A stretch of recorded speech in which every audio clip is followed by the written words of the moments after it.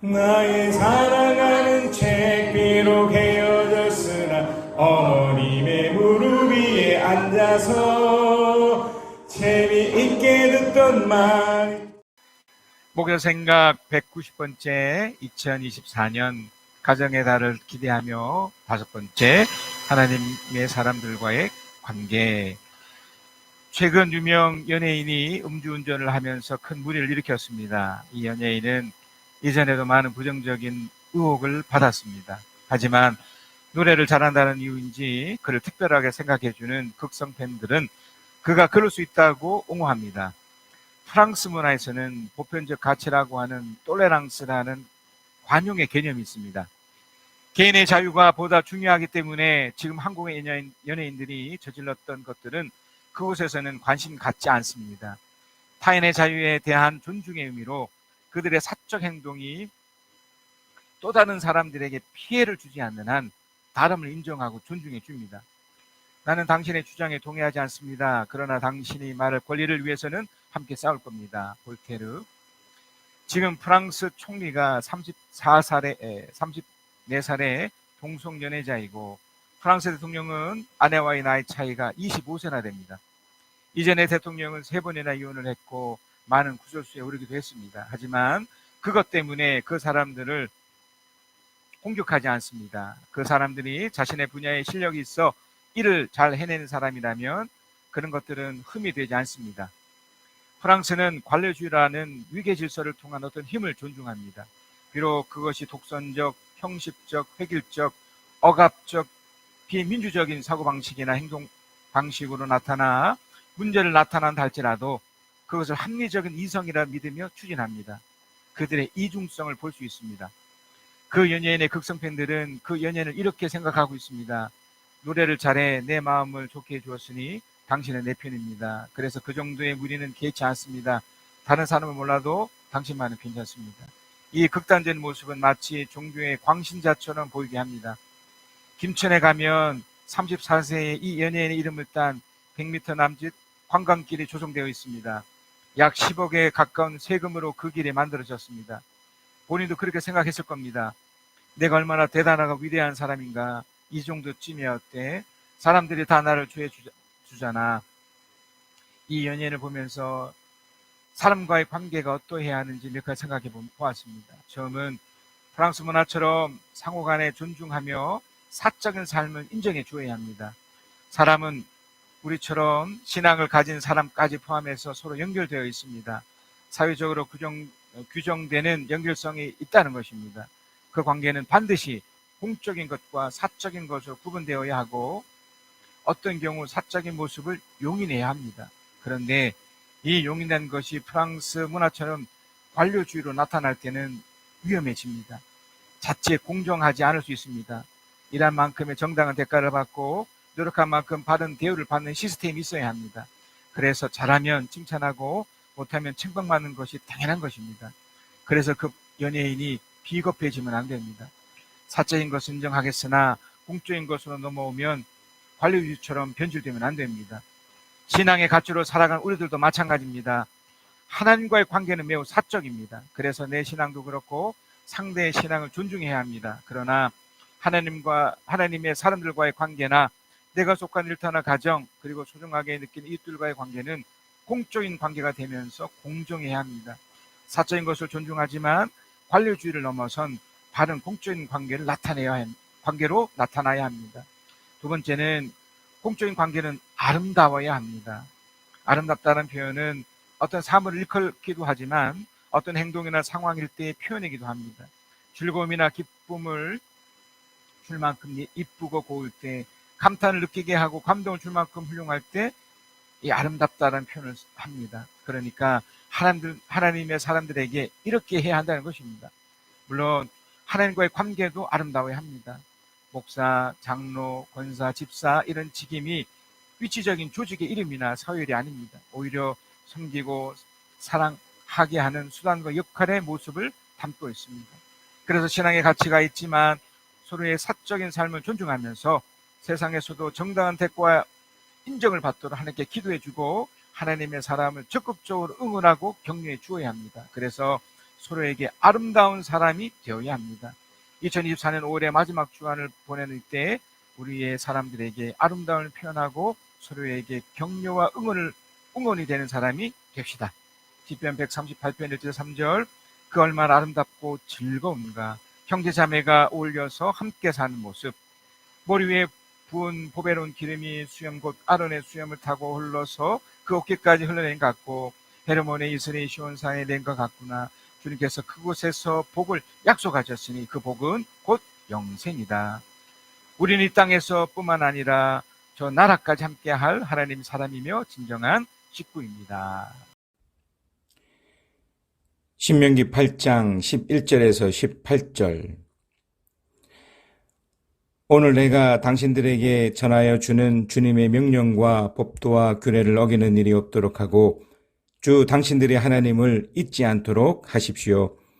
당신들이 배불리 먹으며 좋은 집을 짓고 거기에서 살지라도 또 당신들의 소와 양이 번성하고 은과 금이 많아져서 당신들의 재산이 늘어날지라도 혹시라도 교만한 마음이 생겨서 당신들을 이집트 땅 종살이하던 집에서 이끌어내신 주 당신들의 하나님을 잊어버리는 일이 없도록 하십시오. 주님께서는 넓고 황량한 광야 곧 불뱀과 전갈이 우글거리는 광야와 물이 없는 사막에서 당신들을 인도하여 주시고 차돌 바위에서 샘물이 나게 하신 분이십니다. 광야에서는 당신들의 조상도 알지 못하던 만나를 당신들에게 먹이셨습니다. 이것이 다 당신들을 단련시키고 시험하셔서 나중에 당신들이 잘 되게 하시려는 것이었습니다. 당신들의 마음속으로 이 재물은 내 능력과 내 손의 힘으로 모은 것이라고 생각할 것 같아서 걱정이 됩니다. 그러나 주 당신들의 하나님이 당신들의 조상에게 맹세하신 그 언약을 이루시려고 오늘 이렇게 재산을 모으도록 당신들에게 힘을 주셨음을 당신들은 기억해야 합니다. 여러분, 우리가 예배를 이렇게 참여하시면서 또 하나님의 말씀 읽으시거나 또 설교를 들으시면서 때로 극동방송에서의 어떤 방송을 들으시면서 여러분 어떤 생각이 드시나요?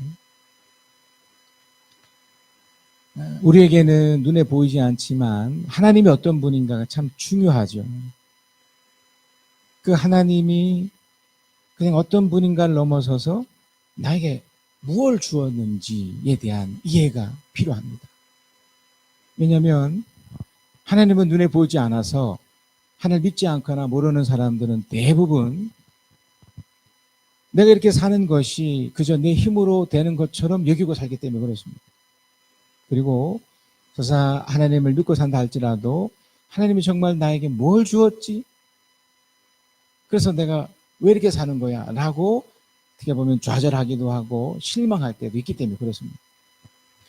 자, 그래서 먼저 우리가 무엇을 아셔야 되냐면 눈에 보이지 않는 하나님에 대한 이해에 앞서 내가 누군지를 아셔야 됩니다. 그러니까 내가 갖고 있는 한계, 인간이 갖고 있는 한계. 그게 뭘까요? 첫 번째는요, 우리는 내일을 몰라요. 예측은 가능하지만 또 그렇게 되기를 바라는 마음이 있어도 내일 어떻게 될지 아무도 모르죠.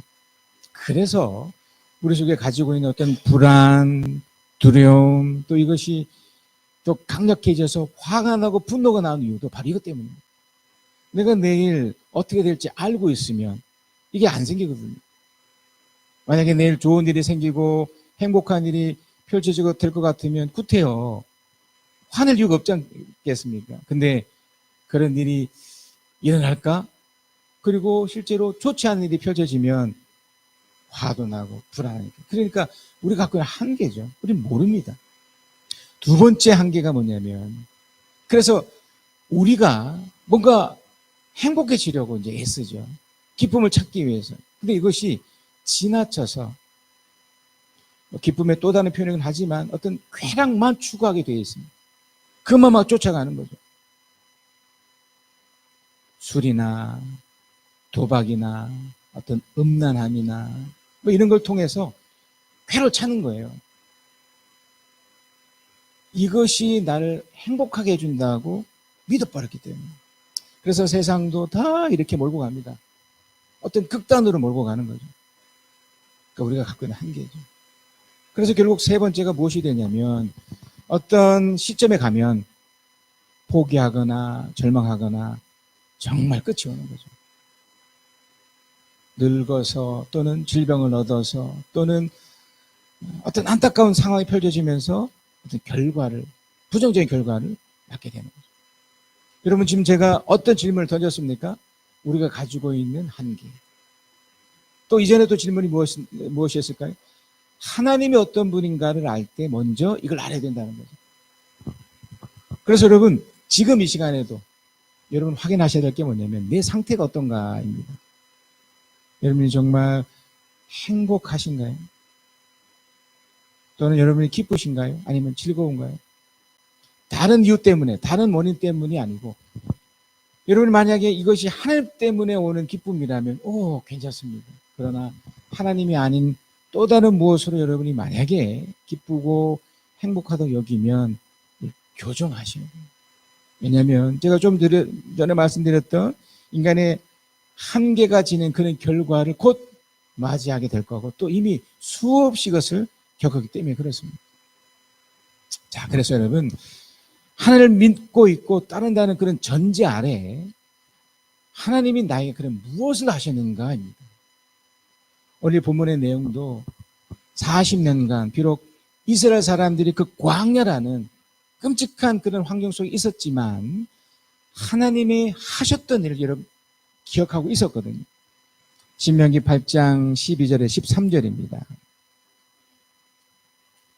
당신들이 배불리 먹으며 좋은 집을 짓고 거기에서 살지라도 이게 다 과거형이거든요. 과거형. 또 13절에도 또 당신들의 소와 양이 번성하고 은과 금이 많아져서 당신들의 재산이 늘어날지라도 그러니까 광야에도 불구하고 이런 것이 있었습니다.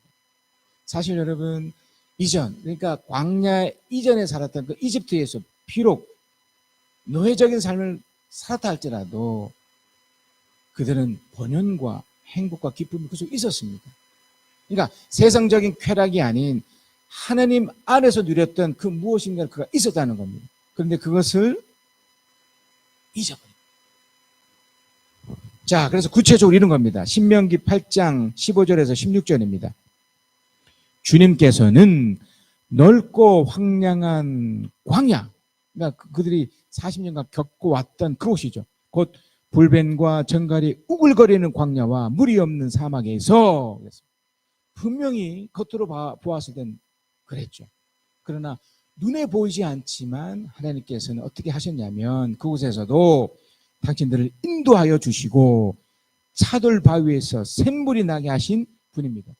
여러분 바위에서 어떻게 물이 나겠습니까? 하지만 물이 나서 무언가를 주셨다는 겁니다. 16절 광야에서는 당신들의 조상도 알지 못하던 그러니까 이전까지 광야 40년 이전에 하나님을 알고 있었지만 그래도 이 광야에서 누리지 못했던 그 무엇이가 있었는데 그게 뭐냐면 바로 만나. 당신의 조상들을 알지 못했던 만나를 당신들에게 먹이셨습니다. 그러니까 만나가 아주 특별하고 독특한 거였던 거죠. 먹는 당사자는 이게 뭐야?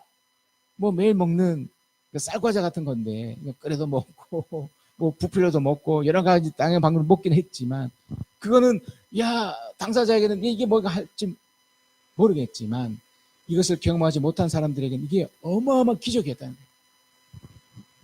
그리고 이걸 통해서 하나님이 이루고자 원했던 게 있었습니다. 이게 뭐야? 라고 불평을 했다면 안타깝지만 그걸 가지고 그래 뭔가 있어. 그래서 그걸 먹으며 견뎌냈던 사람들. 그래서 이걸 이렇게 표현합니다. 이것이 다 당신들이 단련시키고 시험하셔서 나중에 당신들이 잘 되게 하시려는 것이었습니다. 이게 엄청난 것을 모세가 우리를 통해 지금 제공하고 있는 거죠. 그러니까 비록 40년에 그 당사자들은 이 만나라는 어떻게 보면 매일 똑같이 먹는 반복적으로 진행되는 것일지라도 받아들이는 사람이 이것을 귀하게 여겨서 이건 내가 지금 단련하고 있는 거야. 시험하고 있는 거라고 하나님이 시험하고 있는 거야 라고 여겨서 이걸 긍정적으로 바라보고 나갔다면 어떻게 될까요? 잘 되게 하실 거라는 거예요. 그걸 주님이 그들에게 그걸 제시했다는 겁니다. 자, 그렇다면 우리의 삶도 마찬가지겠죠. 지금 여러분 힘든 일을 겪고 계신가요? 지금 어려운 일이 지금 진행되고 있나요? 그러면 이걸 이렇게 이해하시면 돼요. 아, 하나님이 나를 단련시키고 시험시키셔서 제가 저번 주간에 순종할 때 얻는 복이라는 세 가지 그 세 개의 그 내용을 쭉 이렇게 연결 말씀드렸던 것처럼 그렇게 받아들이셔서 하나님께 나가고 있으시면 보면 나중에는 표현을 쓰잖아요. 나중에 잘 되게 한다는 겁니다. 공부하는 학생들에게 이게 굉장히 중요한 요소지 않습니까? 지금 최선을 다하면 네가 이후에 이 공부를 통해서 좋은 결과를 얻게 된다고 하는, 어떻게 보면 너무나 당연한 건데 이걸 놓치는 거죠. 그래서 여러분, 이 어려움에 대한, 이 힘듦에 대한 것을 이렇게 받아들이고 진행을 하면 하나님은 나중에 잘 되게 하는 것으로 역사해 주신다는 겁니다. 자, 그래서 여러분, 이 하나님이 하신 일이 비록 현재는 어렵게 보이고 뭔가 안타깝게 여기는 것으로 펼친다 할지라도 내가 이걸 좋게 여겨서 내가 바르게 하면, 자, 신명기 8장 11절입니다. 그 첫 번째는 이겁니다. 오늘 내가 당신들에게 전하여 주는 주님의 명령과 법도와 규례를 어기는 일이 없도록 하고, 그러니까 이게 이거예요. 그러니까 하나님에 대한 이해, 하나님에 대한 어떤 생각들을 계속 담아두는 거죠. 주 당신들의 하나님을 잊지 않도록 하십시오. 잊는다는 거, 또 그 이후에 보면 기억이라는 표현을 쓰고 있는데 이게 굉장히 중요한 요소거든요. 그러니까 하나님 이미 하고 있고 하고 계신 일들을 우리가 잊지 않은 거예요. 신명기 8장 14절입니다. 혹시라도 교만한 마음이 생겨서 당신들을 이집트 땅 종살이하는 집에서 이끌어내신 주 당신들의 하나님을 잊어버리는 일이 없도록 하십시오. 그래서 여러분, 사실은요, 하나님을 믿는 사람들은 거의 대부분 내가 어리석어서 이 작업을 하지 않고 놓치지 않는 이상 다 잘되게 되어 있습니다. 그래서 여기서 중요한 게 뭐냐면 교만한 거예요. 교만함. 교만함이 뭔지 아세요? 신명기 8장 17절 18절이에요. 당신들이 마음속으로, 그러니까 이게 굉장히 사적인 거잖아요. 마음속으로 이 재물은 내 능력과 내 손의 힘으로 모은 것이다 라고 생각할 것 같아서 걱정이 됩니다. 그럼 분명히 우리는 이스라엘 이 백성들이 40년간 그렇게 고생을 했지만, 그리고 사실 그 고생도 사실 하지 않아도 됐던 거죠. 그들이 가지고 있었던 바로 요것 때문에 이 교만함, 또 그 전에 나타났던 불평, 불만, 이런 것이 점출이 돼버려서 결국 가나안에 못 갔던 거지, 사실은 벌써 갔었어야 되거든요. 그래서 그들을 하나님께서 교정하고 또 바꿔주는 작업으로 그런 40년간 어려움을 주었는데, 그래서 그들이 뭔가 깨달았습니다. 그래서 뭔가 얻어서 가나안에 가서 정말 젖과 꿀이 흐르는 현실적인 복들을 누리게 됐는데 자꾸 그걸 잊어버리는 거예요. 이 배후에 하나님 있다는 것, 눈에 보이지 않기 때문에 하나님 자꾸 잊어버리는 거예요. 기억하지 않는 겁니다. 그래서 이 재물이 마치 내 힘과 능력으로 된 것이라고 여긴 거예요. 이는 어떠십니까? 18절입니다. 그러나 주 당신들의 하나님이 당신들의 조상에게 맹세하신 그 언약을 이루시려고 오늘 이렇게 재산을 모으도록 당신들에게 힘을 주셨음을 당신들은 기억해야 합니다. 그러니까 우리는 이 기억만 잘하고 있으면 돼요. 하나님이 계속해서 배후에서 역사하시고 도와주시고 함께 하시기 때문에 그렇습니다. 오늘 이렇게 해줘. 오늘 이렇게 재산을 모을 수 있도록. 여러분, 실제로 이집트에서 나올 때도 여러분 어마어마한 부를 가지고 그들이 나왔습니다. 겉으로는 막 노예적인 삶을 살았다고 해서 하나님께 막 부르짖어 기도하고 그런 모습이 분명 있었지만 하나님이 그걸 다 계산해 주셔서 어마어마한 부를 가지고 나올 수 있도록 해주셨고, 광야에서도 아무것도 없는 것 같았지만 비록 만나를 먹고 뭐 메추라를 먹고 그랬지만 어마어마한 불을 그 광야에서 누렸었던 겁니다. 이렇게. 그리고 관안에서는 말할 것도 없죠. 근데 무엇을 조심해야 됩니까? 이 교만함. 이 교만함이 뭐 건방지고 이런 뭐 태도도 있지만 하나님이 계시다는 걸 놓치는 거예요. 자, 그래서 여러분 반드시 우리가 해야 될 것이 바로 이 두 번째입니다. 자, 신명기 8장 19절 20절입니다. 내가 오늘 당신들에게 다짐합니다. 이 다짐이라는 결단한다는 거예요.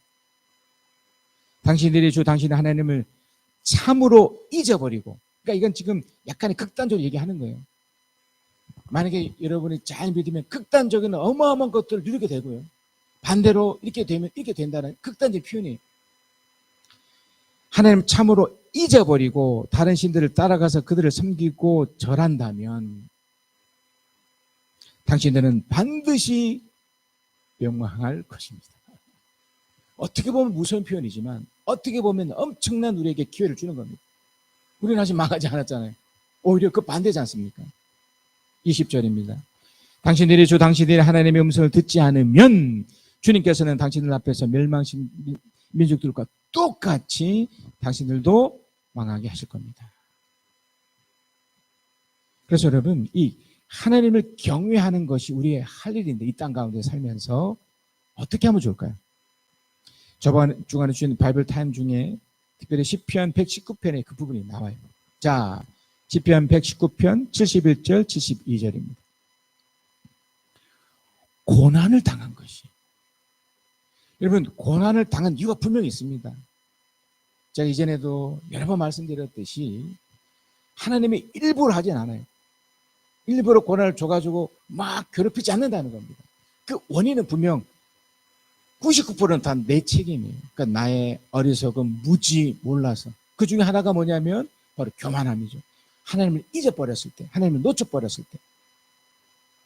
그러니까 사실은 우리는 고난 없이도 얼마든지 살 수 있습니다. 그러니까 교만하지 않고 하나님 잊지 않으면 그럼에도 우리는 넘어질 수 있기 때문에 이 표현이 있는 거예요. 고난을 당한 것이 내게는 오히려 어떻게 됩니까? 유익하게 되었습니다. 제가 여러분 말씀드렸듯이 막 부르짖는 기도 이거 많이 하면 안 된다고요. 그만큼 어렵기 때문에 막 부르짖는 거잖아요. 그러니까 하나님이 늘 은혜 주시고 그게 내가 기억하고 잊지 않고 살면 무소식 희소식처럼 이렇게 무덤하게 가는 거예요. 근데 고난이 와버렸어요. 그럼 어떻게 합니까? 이때 어쩔 수 없죠. 부르짖어 기도하면서 주님께 매달리면서 나갈 수밖에 없는데 기회를 주신 거니까. 이거를 아이고 힘드네, 어렵네, 뭐 부르짖어 기도하는 것까지는 좋지만 그러면서 오히려 하나님께 더 원망해버리고 더 불평해버리고 더 그래버리면 결국 누구 손해입니까? 내 손해라는 거예요. 고난을 당한 것이 내게 오히려 유익하게 되었습니다. 그 고난 때문에 나는 주님의 율례를 배웠습니다.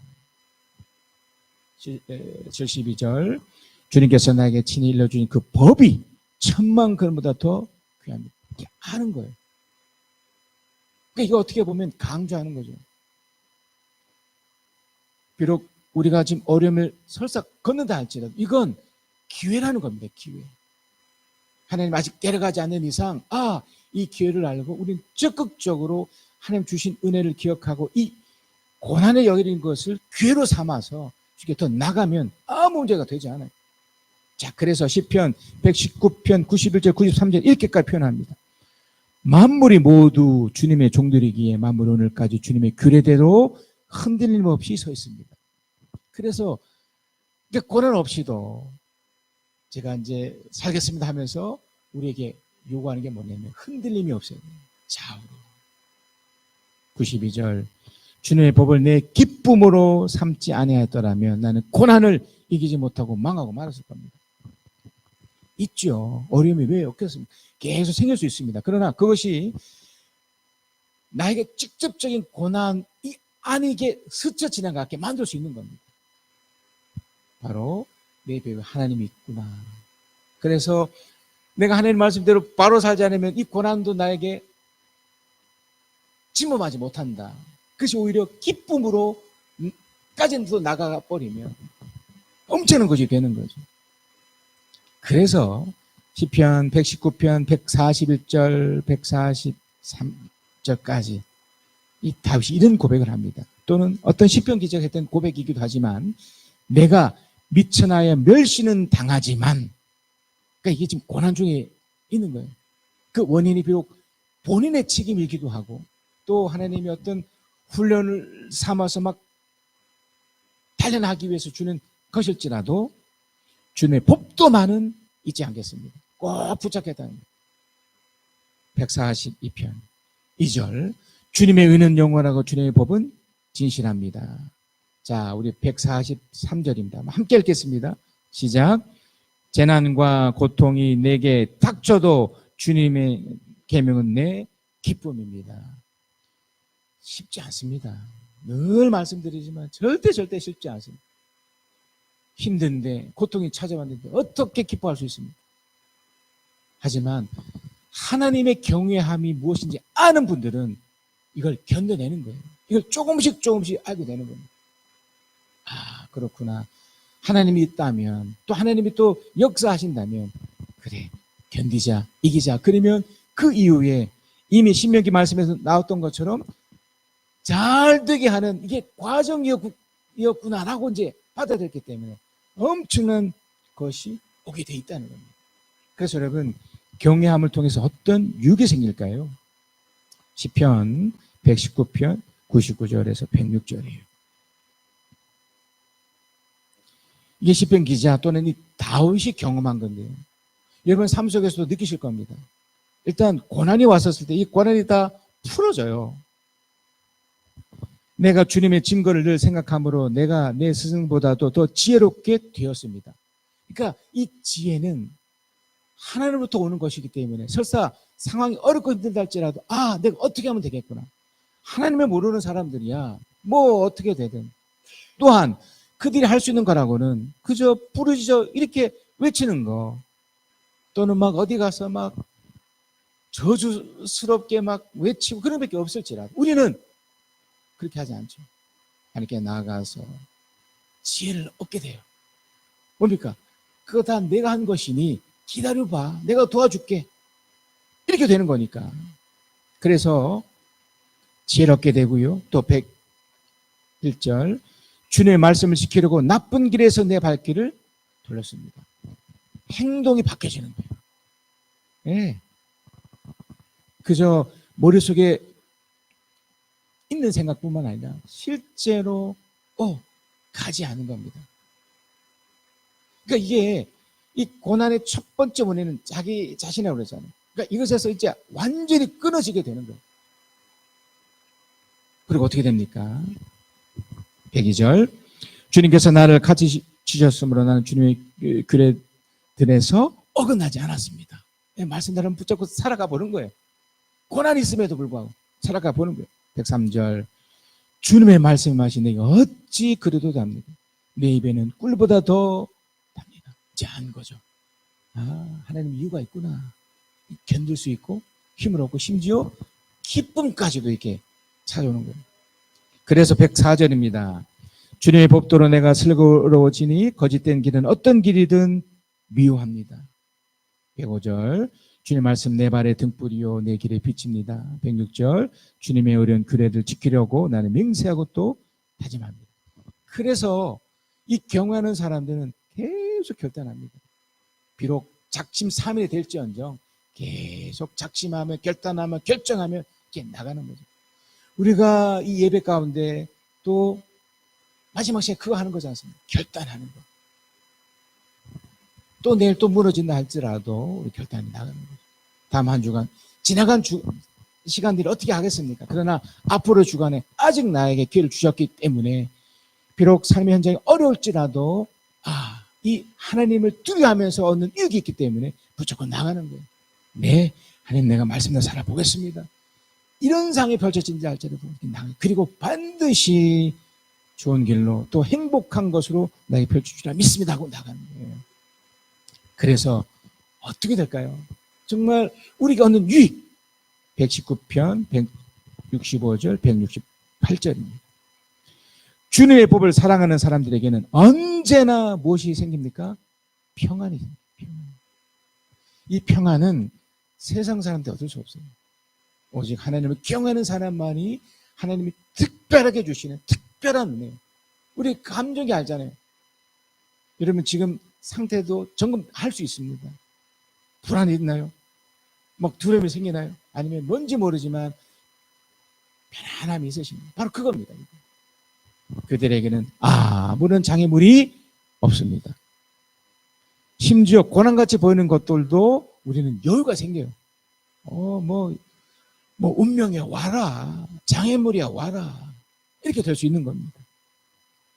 그래서 그는 계속해서 166절에 주님, 내가 주님의 구원을 기다리며 주님의 계명을 따릅니다. 내가 주님의 증거를 지키고 그 증거를 매우 사랑합니다. 여기까지 갈 수 있어요. 168절입니다. 내가 가는 길을 주님께서 모두 하시니 내가 주님의 증거와 법도를 지킵니다. 그러니까 이 경외하는 사람들은 어떤 의무감을 하지 않습니다. 하나님을 알기 때문에, 하나님이 어떤 분인가 알기 때문에 정말 즐거운 마음으로 이걸 지키고 나올 수 있었던 겁니다. 여러분 대표적인 사람이 솔로몬이잖아요. 솔로몬이 그가 하나님을 경외하면서 누렸던 그 어마어마한 것들. 여러분 7년간의 성령 건축을 했는데요. 그게 우리나라 돈으로 몇 조입니다. 몇 조. 그 지성소 안에 있는 그 모든 걸 다 금으로 칠했대잖아요. 그만큼의 부와 명성과 어마어마한 것을 그가 누렸습니다. 하나님 경외할 때 누렸던 거죠. 열왕기상 6장 11절에서 14절입니다. 주님께서 솔로몬에게 말씀하셨다. 그럼에도 솔로몬에게 분명하게 또 우리에게 말했다. 경외하면서 사는 삶이 어떤 거니까 분명히 얘기합니다. 드디어 네가 성전을 짓기 시작하였구나. 이게 완성됐을 때 또 표현이기도 해요. 그러면서 주님 뭐라 말씀하시냐면 네가 네 법도 내 법도와 율례를 따르고 또 나의 계명에 순종하여 그대로 그것을 지키면, 그죠? 이게 신명기 말씀인데도 이 솔로몬에게도 똑같이 우리들에게 똑같이 주시는 말씀입니다. 그것을 지키면 내가 네 아버지 다윗이 약속한 바를 내게서 다 이루겠다. 현실적인 복들, 하늘의 신령한 복들, 땅에 누려지는 그 모든 복들을, 명예와 명성과 그 모든 걸 다 주겠다는 거예요. 부도 주고 다 주겠다는 거예요. 13절 또한 나는 이스라엘 자손과 더불어 그를 가운데 함께 살겠고 내 백성을 결코 버리지 않겠다. 14절 솔로몬의 성전 짓기를 마쳤다. 이번 한 주는 어떻게 사시겠습니까? 결론입니다. 하나님 우리에게 말씀하셨던 것을 여러분 잊지 않으셔야 됩니다. 계속 기억해내셔서 한 주간을 이렇게 사셨으면 좋겠습니다. 자, 우리 결론을 함께 읽겠습니다. 시작.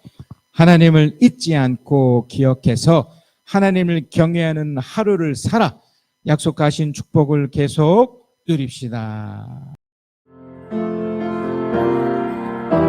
주님 내 길을 잘 아시고 내 걸음 아시네. 어둠에서 빛을 내시는 그분을 믿네. 무엇으로 주를 섬길지 어디로 가야 할지 헤매이는 나를 아시고 길을 여시네. 내 삶은 주의 것, 내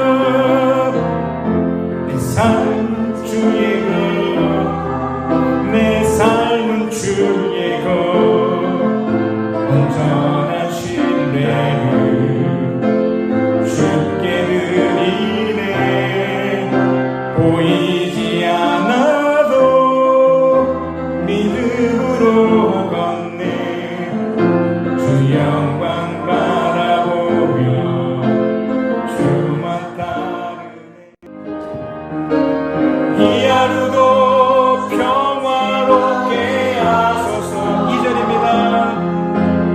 이 하루도 강건하게 하소서. 나의 걸음을 지치게 만드는 이들에게 용서를 베풀게 하소서. 성실하게 이 하루도 성실하게 하소서. 이 하루도 순종하게 하소서. 나의 마음을 아프게 만드는 이들에게 은총을 베풀게 하소서. 행복을 빌게 하소서. 축복을 베풀게 하소서.